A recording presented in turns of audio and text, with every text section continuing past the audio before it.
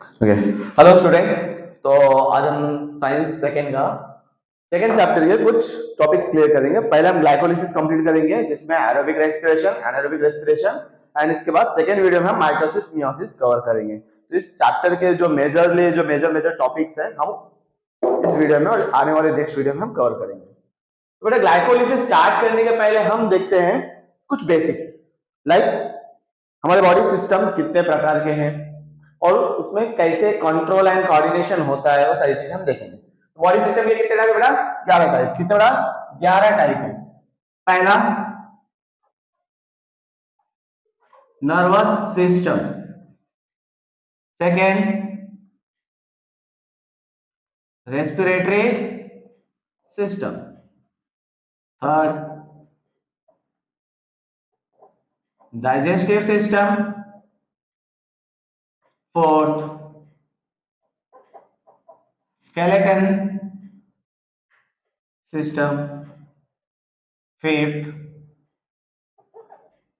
muscular system, sixth cardiovascular भी बोल सकते हो बेटा, आप इसको सर्कुलेटरी सिस्टम भी बोल सकते हो। तो हम यहाँ पे फिलहाल सर्कुलेटरी सिस्टम बोल सकते हैं। इसी को हम बोलते हैं बेटा, एक नाम और है कार्डियो वास्कुलर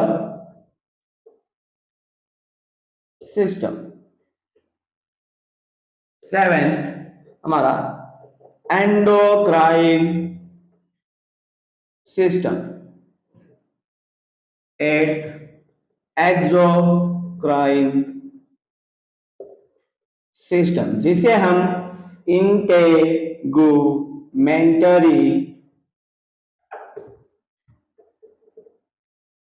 सिस्टम भी बोलते हैं। Ninth one is what? Lymphatic system, जिसमें सारे लिम्फ्स होते हैं, जिसे हम इम्यून सिस्टम भी बोलते हैं। क्या बोलते हैं बेटा? Immune system. Tenth one urinary system, जिसे हम बोलते हैं एक्सक्रीटरी सिस्टम भी बोलते हैं, एक्सक्रीटरी सिस्टम भी बोलते हैं। And last one is reproductive system, सबका फेवरेट। ओके, इसके दो टाइप्स बेटा, एक मेल रिप्रोडक्टिव सिस्टम एंड एक फीमेल रिप्रोडक्टिव सिस्टम। तो बेटा ये सारे के सारे हमने सीरीज में लिखा है। अब मैं आपको बॉडी से दिखाता हूँ। हमारा क्या है? Nervous system, second respiratory, third digestive, fourth skeletal, fifth muscular system, six cardiovascular या तो आप सर्कुलेटरी सिस्टम भी बोल सकते हैं, endocrine, exocrine, lymphatic, urinary and last one is reproductive system. Okay बेटा, ये हमारे जो है सारे के सारे बॉडी सिस्टम बने हुए हैं। अब बॉडी सिस्टम बने किससे बेटा? देखो, एक आपने देखा रहेगा कि लेटर से क्या बनता है बेटा? वर्ड। वर्ड से क्या बनता है बेटा? सेंटेंस। सेंटेंस से क्या बनता है? मीन्स पैराग्राफ आप बोल सकते हो। उससे एक चैप्टर बनता है, चैप्टर से आपकी बुक्स बनते हैं, राइट? तो ऐसे सिमिलरली हमारे बॉडी में भी क्या होता है? सबसे सबसे होता है ना, तो basic and structural function, basic structural and functional unit of body क्या बेटा? हमारा सेल। सेल से group of cell is what? Tissue. Group of tissue is what? Organ. Group of organ is what बेटा? Organ system. And organ system से क्या बनता है? हमारा बॉडी। और ऑर्गन सिस्टम ये कितने टाइप बेटा? हमने देख लिया ऑर्गन सिस्टम के टोटल 11 टाइप से। ओके, तो ये हमारा थोड़ा सा बेसिक था। तो इसमें देखिए, तो ध्यान देखिए, ये 11 सिस्टम से ही हमारा पूरा बॉडी जो होता है बेटा वर्क करता है। तो इसमें मेजरली देखो, कंट्रोल मतलब हमारा जो हेडक्वार्टर होता है नर्वस सिस्टम, ये पूरा कंट्रोल करता है, पूरे बॉडी की एक्टिविटी को क्या करता है, कंट्रोल करता है। और बाकी जितने सिस्टम्स है वो क्या करते हैं, कोऑर्डिनेट करते हैं। समझ में आया बेटा? बाकी सारे के सारे सिस्टम क्या करते हैं, कोऑर्डिनेट करते हैं। इसमें मेजरली सबका रोल है, लेकिन मेजरली अपना nervous system and endocrine system majorly work करता है बेटा। ओके, तो इसके बाद हम देखेंगे ये सारे के सारे जो सिस्टम है, ये सारे के सारे जो ऑर्गन है, ये ऑर्गन को फंक्शन करने के लिए क्या चाहिए बेटा, एनर्जी चाहिए। अब एनर्जी आएगा कैसे, हम फूड कंज्यूम करते हैं, फूड कंज्यूम करने के बाद उससे कन्वर्ट करना पड़ता है। तो कौन कौन इसके लिए मींस कौन वर्क करता है, कौन कौन से सिस्टम इसमें पार्टिसिपेट करते हैं, वो सारी चीजें हम इसमें देखेंगे। तो फिर चलिए देखते हैं, इसका एक स्क्रीनशॉट ले लीजिए।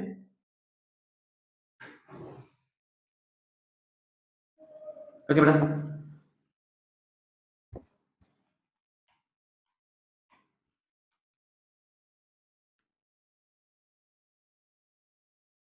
देखना बेटा याद से। पहले मैं आपको रेस्पिरेटरी सिस्टम का बता देता हूँ, जो इस चैप्टर में थोड़ा सा इंपॉर्टेंट है।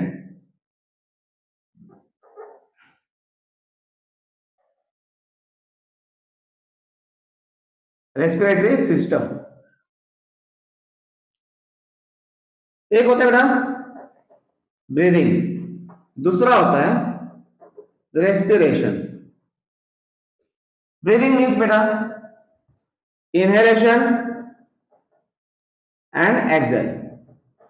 ये क्या हो गया आपका ब्रीदिंग, सांस।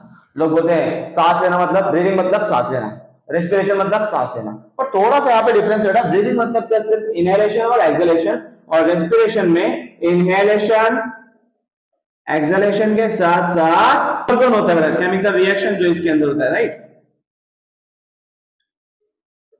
या आप बोल सकते हैं गैसेस एक्सचेंज होते हैं, गैसियस एक्सचेंज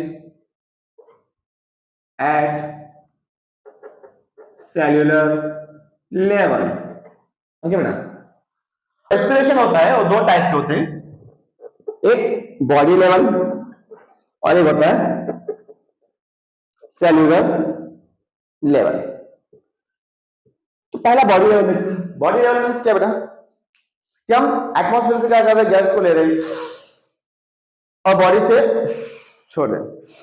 बॉडी के अंदर लेना, बॉडी से बाहर छोड़ना, that is what body level. Body level respiration. Cellular level जो रेस्पिरेशन है, हम उसे आगे कंटिन्यू करेंगे कैसे होता है। ओके बेटा, तो इसे आपको लेना है स्क्रीनशॉट तो ले सकते हैं। अच्छा, अभी जरा ध्यान दीजिए, ये जो ग्लूकोज होता है, राइट। चलो एक और बेसिक्स पे जाते हैं। फूड कंज्यूम किया बेटा हमने, फूड कंज्यूम से हमें मेजरली तीन चीज मिलते हैं, कार्बोहाइड्रेट, फैट एंड प्रोटीन। तो लास्ट वीडियो में हमने प्रोटीन का सिंथेसिस देख लिया था। प्रोटीन से क्या बनता था बेटा, अमीनो एसिड। अगर आपने नहीं देखा तो उस वीडियो पे जाके आप देख सकते हैं। फैट किसमें कन्वर्ट होता है बेटा, लिपिड्स में। एंड कार्बोहाइड्रेट कन्वर्ट होता है बेटा monosaccharide, disaccharide and polysaccharide. Monosaccharide is nothing but glucose. क्या होता है बेटा, ग्लूकोज। तो इस ग्लूकोज का जो हमारे बॉडी में ऑक्सीजन के साथ अगर रिएक्ट होता है इन प्रेजेंस ऑफ ऑक्सीजन, तो वहां पे कौन सा हो रहा है, कौन सा हो रहा है, एरोबिक रेस्पिरेशन। अगर वहां पे ऑक्सीजन ऑक्सीजन है तो कौन सा बेटा, एरोबिक रेस्पिरेशन। और ऑक्सीजन नहीं है तो हम लोग क्या बोलेंगे बेटा, एनाएरोबिक रेस्पिरेशन।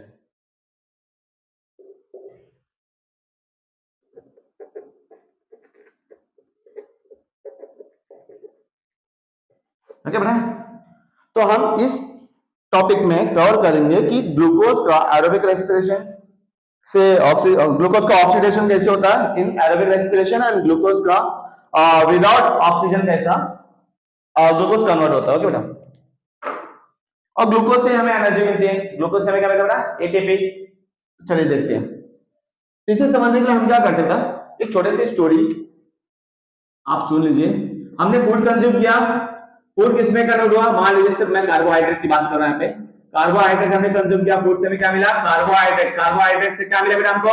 ग्लूकोज। क्या मिला? ग्लूकोज। अब ये ग्लूकोज कहाँ गया? बॉडी के अंदर। कहाँ गया बेटा? बॉडी के अंदर। अब सुन लीजिए, अगर मैं आपको एक कोई वेपन दे दूं, ओके, और मैं आपको बोलूं फ्री टू किल, जाओ तुझे जो करना है कर, मैं तेरे साथ हूं, तो आप क्या करोगे? कुछ ना कुछ उसका मिसयूज करोगे। मिसयूज करोगे, किसी को परेशान करना है, कुछ किसी को तकलीफ देना, तो फिर लोग क्या करेंगे? कहीं ना कहीं जाके आपकी कंप्लेन करेंगे। कंप्लेन करेंगे तो क्या होगा? पुलिस आएगी, आपको लेके जाएगी कहाँ पे?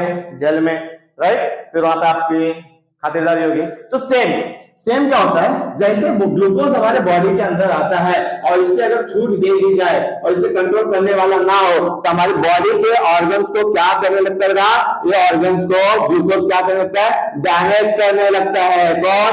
अगर ग्लूकोज आपका हाई हो जाए और उसे फ्रीज कर दिया जाए, उसके खिलाफ एक्शन ना लिया जाए, तो हमारे बॉडी के ऑर्गन्स को क्या करता है? डैमेज करना चालू कर देता है। समझे बेटा? ओके। इसीलिए जैसे ग्लूकोज हमारी बॉडी के अंदर आते हैं और ब्लड में सर्कुलेट होना चालू होता है, और जब बॉडी के पार्ट्स को डैमेज करना अगर चालू कर देते हैं, तो सारे के सारे जो पार्ट्स है, जो ऑर्गन्स है, वो क्या करते हैं? रिपोर्ट करते हैं किसको? हेडक्वार्टर में। हेडक्वार्टर कहाँ है आपका? Nervous system. वहां पे बोलते हैं भाई सर जी, ये जो ग्लूकोज है हमारी गलियों में आके हमारे लोगों को परेशान कर रहा है, हमको तकलीफ दे रहा है, बराबर, हमारे ऑर्गन्स को डैमेज कर रहा है। तो नर्वस सिस्टम क्या बोलता है? हाँ, ग्लूकोज का थोड़ा ज्यादा हो रहा है, आपको तो तकलीफ दे रहा है, हमारे न्यूरॉन्स को भी, मतलब हेडक्वार्टर को भी वो नहीं छोड़ रहा है, न्यूरॉन्स को भी वो तकलीफ दे रहा है, इसके लिए कुछ ना कुछ एक्शन लेना जरूरी है।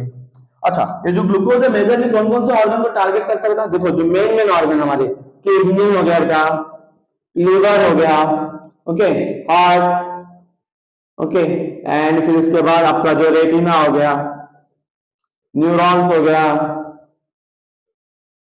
बराबर, ये सारी चीजों को मेजरली यहाँ पे अटैक करना चालू होता है। तो इसके खिलाफ एक्शन लेना चाहिए कि नहीं लेना चाहिए? लेना चाहिए कि नहीं लेना चाहिए? लेना चाहिए। हाँ, तो चलो, तो हमारे जैसे सारे के सारे ऑर्गन किसे कांटेक्ट करते बेटा? नर्व। देखिए कैसे, अभी हम लोग ने डाइजेस्टिव सिस्टम देखा था बेटा, यहाँ पे क्या देखा था हमने? डाइजेस्टिव सिस्टम में पूरा का पूरा वर्किंग हो रहा था, राइट बेटा? अभी देखो, डाइजेस्टिव सिस्टम से कहां स्विच हुए? Nervous system. नर्वस सिस्टम क्या करता है? एक सिग्नल भेजता है, देखो, एंडोक्राइन ग्लैंड के थ्रू। किसके थ्रू? एंडोक्राइन ग्लैंड के थ्रू, एंडोक्राइन सिस्टम के थ्रू एक सिग्नल पास करता है। किसे बेटा? पैंक्रियास को। किसे? पैंक्रियास को। कि बोलता है कि ब्लड में ग्लूकोज का लेवल बढ़ रहा है, आप लोग क्या कर रहे हो? जल्दी से जल्दी एक्शन लो। ओके, तो पैंक्रियास के पास ऑर्डर आ गया, इसको प्रेशर आ गया, इसके अंदर देखा है भाई साहब ने, देखा है इसके पास 3 पुलिस स्टेशन है, एक अल्फा, ओके बेटा, एक क्या है? अल्फा, दूसरा बीटा, तीसरा डेल्टा। ओके, तो देखता है कि तीनों पुलिस स्टेशन में ऐसा कोई ऑफिसर है जिसका रिकॉर्ड बहुत अच्छा है, तो देखता हमारे बीटा पुलिस स्टेशन में एक सिंघम बैठा हुआ है।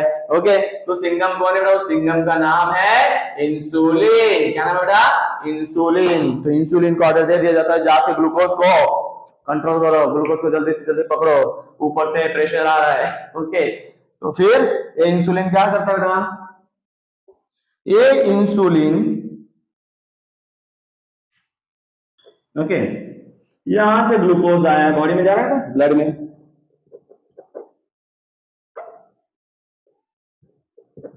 ये ब्लड में, हमारा ब्लड के थ्रू घूम रहा है। तो जो ग्लूकोज है ब्लड में, ओके, ग्लूकोज को इंसुलिन यहां से आता है और ये ग्लूकोज देखो जा रहा है ब्लड में, तो इंसुलिन आया, ग्लूकोज को पकड़ा और कहां लेके गया बेटा? सेल के अंदर। कहां लेके गया बेटा? सेल के अंदर। मैं यहां पे ड्रॉ करूं बेटा इसको, मान लो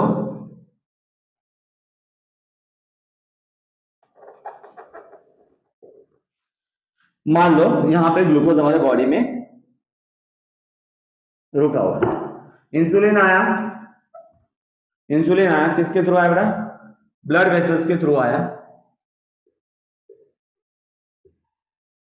ब्लड के थ्रू आया,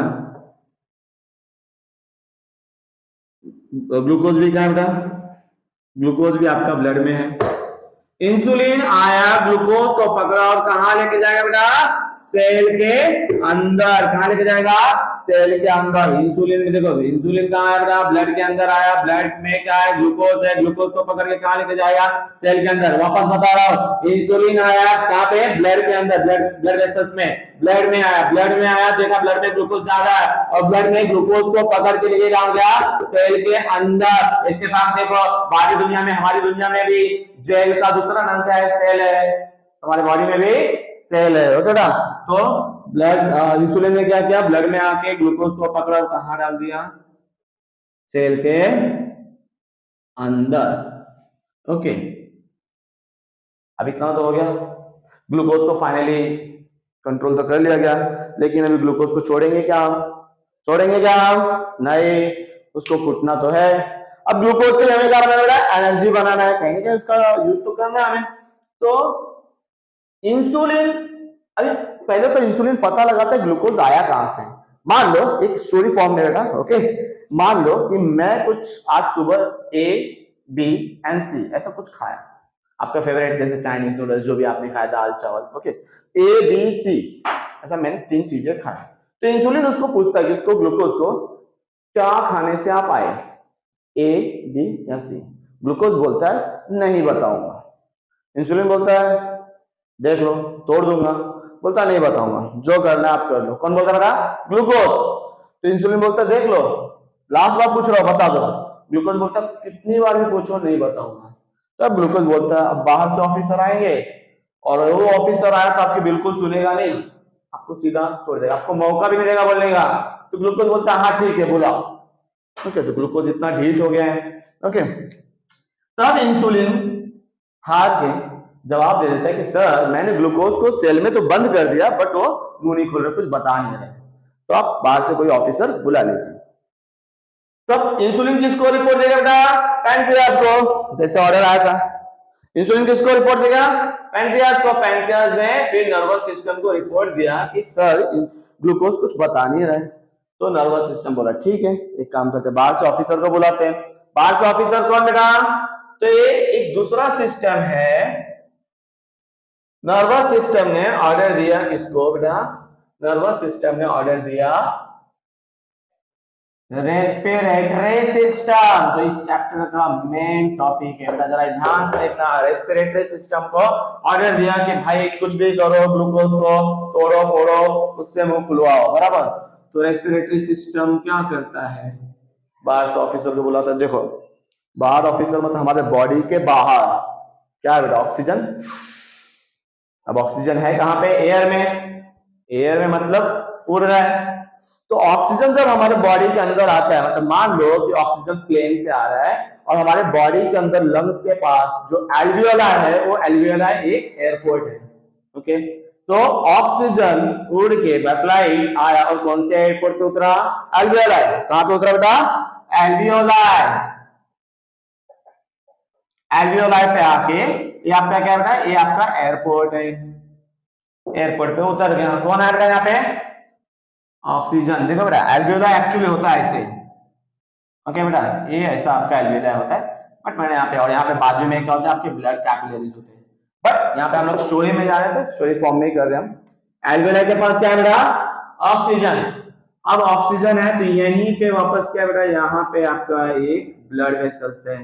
ओके, यहाँ पे अब स्पेशल ऑफिसर है जिसको कोई लेने भी तो आना चाहिए। स्पेशल ऑफिसर आ रहा है तो किससे रिस्पॉन्सिबिलिटी दी जाती है उसे लाने की, पिकअप करने की? हमारे आज हमारे ब्लड में क्या होता है बेटा? ब्लड में क्या होता है? आरबीसी होता है। क्या होता है? आरबीसी। और आरबीसी के अंदर क्या होता है? हीमोग्लोबिन। तो हीमोग्लोबिन क्या करता है? इस ऑक्सीजन को लेता है, उस ऑक्सीजन को लेके कहां जाता है बेटा? सेल के अंदर। कहां जा रहा है? सेल के अंदर। आ गया? पहले इंसुलिन ने वार्निंग किया था कि एक बार ऑक्सीजन आ गया तो कुछ पूछेगा नहीं। ऑक्सीजन जैसे ही एंट्री लिया ग्लूकोज का एनकाउंटर किया और क्या बना बेटा? 38 ATP, carbon dioxide and H2O। क्या क्या बना बेटा? 38 एटीपी, यहाँ पे लिख देता हूं मैं, 38 एटीपी मिला, carbon dioxide plus water molecules.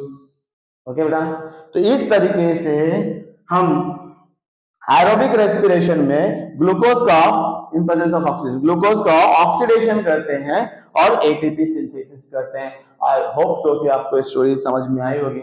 Okay, नहीं समझ में आए तो कमेंट करिएगा। ओके, तो इस तरीके से हमने क्या किया, एक स्टोरी के माध्यम से हमने 38 एटीपी एक ग्लूकोज मॉलिक्यूल से कैसे सिंथेसाइज होता है हमने यहाँ पे कवर किया है। ओके, तो अभी हम चलते हैं कि एक्चुअल में ग्लाइकोलिसिस होता कैसे, एक्चुअल में ग्लूकोज का ऑक्सीडेशन होता कैसे। हम इसके बाद अगर आपको स्क्रीनशॉट लेना बेटा तो ले लीजिए, थोड़ा सा यहाँ पे खिचड़ी हो गया बट ठीक है।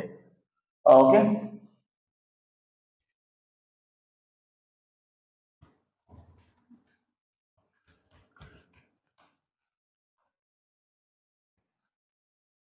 देखिए ग्लाइकोलिसिस अभी जो एक्चुअली जो ग्लूकोज का और ऑक्सीडेशन कैसे हुआ देख लेते हैं।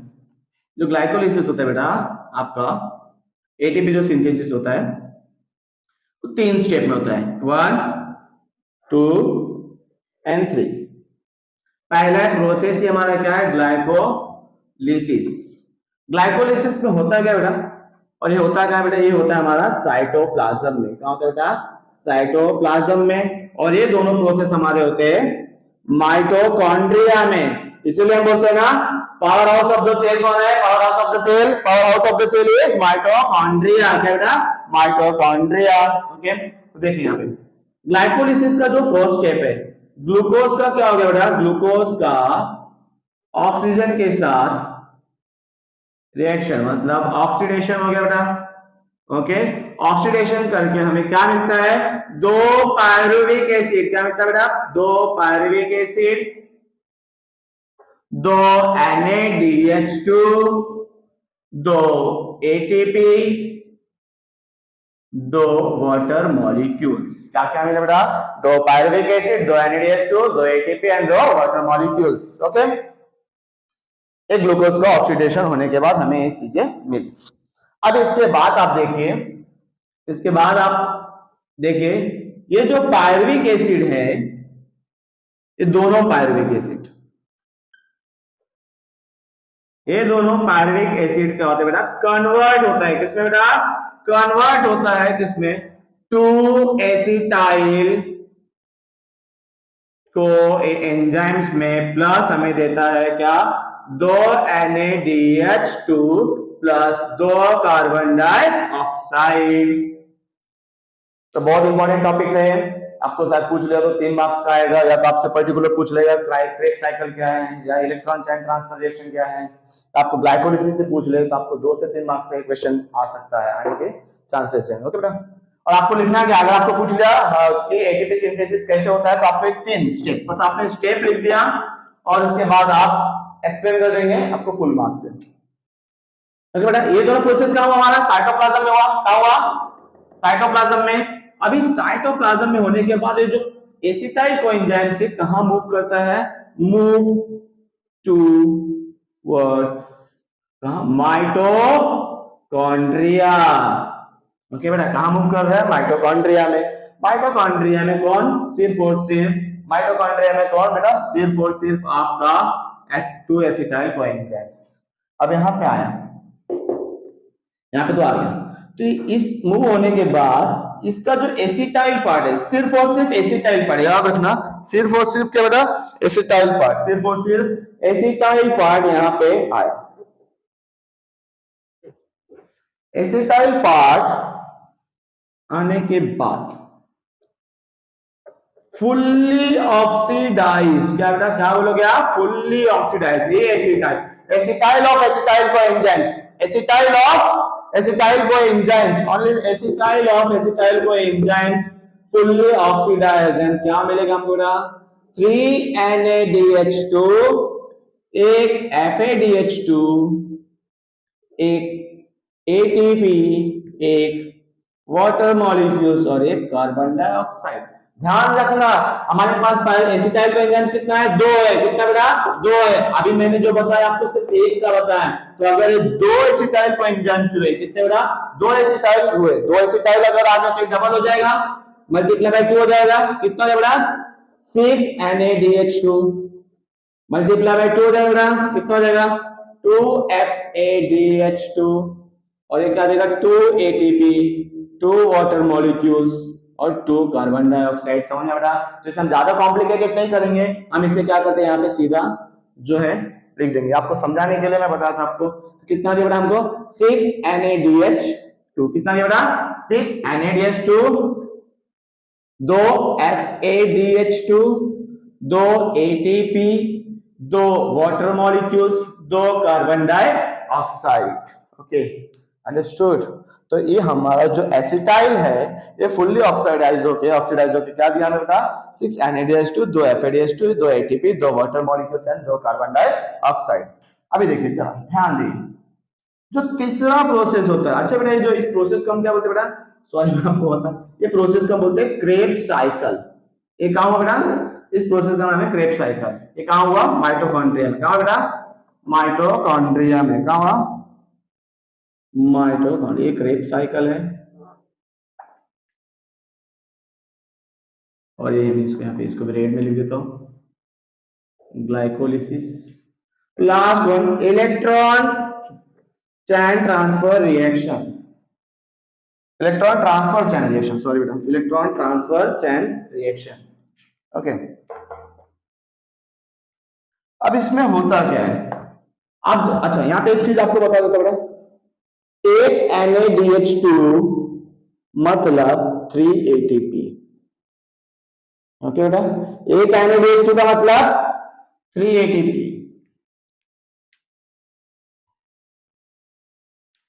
एक FADH2 का मतलब बेटा 2 ATP, कितना बेटा 2 ATP। तो जरा ध्यान देना ओके बेटा। तो हमारे पास NaDH2 टोटल कितने हो गए बेटा, ध्यान दो, दो यहाँ पे हो गए, दो यहाँ पे हो गए, दो दो चार और एक 6 10, टोटल कितने NaDH2 हो गए 10 हो गए। तो हम यहाँ पे लिख लेंगे 10 NaDH2। अभी काउंट करो FADH2 टोटल कितना बेटा, एक यहाँ पे है और एक FADH2, नहीं दो, एक ही जगह, कितना टोटल FADH2 जो है हमारे पास टोटल दो है, कितना बेटा 2 FADH2। अभी ATP हमारे पास कहाँ है, देखो दो यहाँ पे और दो यहाँ पे, टोटल कितना हो गया 4 ATP, कितना 4 ATP। चलो इसे कन्वर्ट कर देते हम। एक NaDH2 में कितना है ATP 3 ATP, एक NaDH2 में कितना ATP 3 ATP, तो यहाँ पे कितना है 10 मल्टीप्लाई बाय 3 कर दो बेटा, कितना हो गया 30 NaDH2, सॉरी 30 ATP, क्या बेटा 30 ATP। एक NaDH2 में कितना ATP 3 ATP, तो 10 में कितना 10 मल्टीप्लाई बाय 3 30 ATP। एक FADH2 में कितना ATP 2 मल्टीप्लाई बाय 2 कर दो बेटा, कितना हो गया 4 ATP और यहाँ पे तो ऑलरेडी दिया है कितना 4 ATP। अब जब सबको काउंट करो 30 प्लस 4 कितना हो गया 38 ATP। तो फाइनली देखो ये रिएक्शन से हमने 38 ATP सिंथेसिस किया। एक क्वेश्चन और, कहीं कहीं अगर आप गूगल में या कहीं कहीं आप यूट्यूब पे देखेंगे तो आपको 36 ATP बोलेंगे, ऐसा कहीं कहीं आप डाउट आ सकता है आपको, कोई कोई बोलेगा 36 ATP, आप बोलोगे सर ने तो 38 पढ़ा है। बेटा याद रखना 36 भी राइट है 38 भी राइट है, बस डिफरेंस क्या है जो 38 में से जो 2 ATP होता है, 38 में से जो 2 ATP होता है वो पहले ही प्रोसेस पे कंज्यूम कर लिया जाता है। 38 में से 2 ATP पहले ही कंज्यूम कर लिया जाता है और लास्ट में बचता है 36। हमने यहाँ पे सिर्फ टोटल बताया 38 ATP फॉर्म होता है, कंज्यूम वाला यहाँ पे काउंट नहीं करता। ओके ना, कंज्यूम होगा तो क्या होता है 36, आफ्टर कंज्यूमिंग कितना हो जाएगा 36। ओके बेटा, तो इस तरीके से हमने क्या किया, एक ग्लूकोज मॉलिक्यूल से 38 ATP सिंथेसिस किया। आई होप सो कि आपको ये समझ में आया होगा। तो बेटा हम क्या करते हैं, ये तो हम जस्ट एक रिएक्शन देख लिया। अगर बोर्ड में आपको क्वेश्चन आता है बेटा आप क्या करो, सिर्फ ये 3 स्टेप्स लिखिए, यहाँ पे मेंशन कर दीजिए क्या साइटोप्लाज्म हो रहा है, क्या माइटोकॉन्ड्रिया हो रहा है, 38 आप ATP काउंट करा दीजिए, आपको फुल मार्क्स मिल जाएगा। ओके बेटा, अभी हम इसके बाद देखेंगे कि एक एरोबिक रेस्पिरेशन और एक एनारोबिक रेस्पिरेशन में क्या डिफरेंस है, हम उसको भी देख लेते हैं, उसके बाद ये वीडियो कंप्लीट। तो बेटा हमने देखा था कि सेलुलर रेस्पिरेशन जो होता है, सेलुलर लेवल रेस्पिरेशन, वो बेटा एरोबिक और एनारोबिक दो टाइप देखा था हमने। Aerobic means in the presence of oxygen और anaerobic in the absence of oxygen, बराबर ना, in the absence of oxygen. Okay, तो एरोबिक रेस्पिरेशन में पर्टिकुलर हमने कहा देखा, कार्बोहाइड्रेट का देखा, तो जो ग्लाइकोलिसिस होता है, ग्लाइकोलिसिस किस में कन्वर्ट होता है, ग्लाइकोलिसिस जो ग्लूकोज है आपका पायरुविक एसिड में जाता है, पायरुविक एसिड से फिर एसिटाइल को एंजाइम बनता है, फिर उसका एसिटाइल जो पार्ट क्रेब्स साइकिल में जाके फिर जो पूरा का पूरा एनर्जी फॉर्म करता है।